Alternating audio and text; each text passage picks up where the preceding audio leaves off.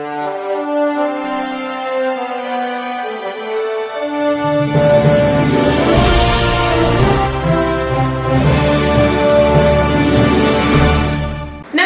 मी श्वेता पवार.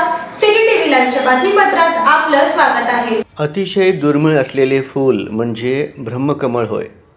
हे फूल सायंकाळी 6 ते रात्री 12च्या दरम्यान उमलते. भगवान विष्णूंच्या नाभीपासून हे ब्रह्मकमळ तयार झाले आहे. त्यावर श्री ब्रह्मा विराजमान आहेत अशी आख्यायिका आहे. भगवान शंकरांनी श्री गणेशाचे शिर धडावेगळे केले होते. तेव्हा श्री गणेशाला हत्तींचे शिर बसवण्यासाठी या ब्रह्मकमळातून श्री भगवान शंकरांनी पाणी शिंपडून त्यांना जिवंत केले अशी शिवपुराणात कथा सांगितली गेली आहे. हे ब्रह्मकमळ हिमालयातील पर्वतरांगात आढळून येते. हे फूल दिसायला पांढरे शुभ्र असून या फुलात महादेवाच्या पिंडीसारखा आकार दिसतो. हे फूल साधारणतः जुलै ते सप्टेंबर या महिन्यातच उमलते.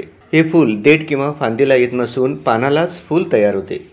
हे फूल दिसायला अतिशय आकर्षक, मनमोहक, सुवासिक असून त्याचे औषधी गुणधर्म देखील आहेत. ही फूल ज्यांच्या घरी उमलते आणि याचे दर्शन घेतल्याने आपले भाग्य उधळते असे मानले जाते. श्री कोंडावती यांनी लावलेल्या या ब्रह्मकमळाच्या पानातून रात्री 12च्या सुमारास हे ब्रह्मकमळ पूर्णतः उमललेले दिसून आले.